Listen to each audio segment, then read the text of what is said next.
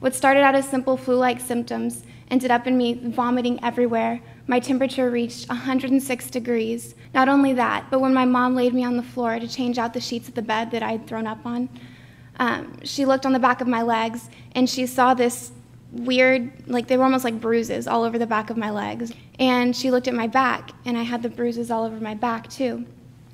Then she turned me over and she saw that I had the bruises all over my arms, all over my body, and covering my face.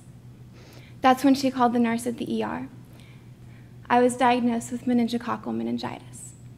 I had no idea what was going on. I felt sick, and all of a sudden they started shoving tubes up my nose and down my throat and needles in my arms and legs. And I just remember lying there and crying, like praying that the pain would go away. And so that night they said, "We're sorry, we've done all we can do. She's not gonna make it." I ended up making it through the night. And then they finally said, okay, well, she's gonna live, but the disease had spread so bad that she's going to lose both arms and both legs. But somehow I came out with everything except for the tip of my right thumb, which is why it looks really cool, because it like curves. But what the meningitis did leave me with is kidney failure. And I was in intense physical therapy for a long time, and while I was in physical therapy, I was on dialysis for about a year after I got out of the hospital, which was really hard on a little 8-year-old body.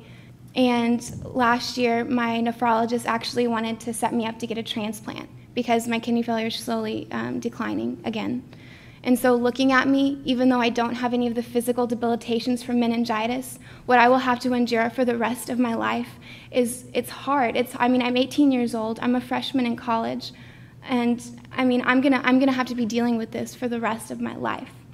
So even though the meningitis disease has left me, the after effects of it will never go away.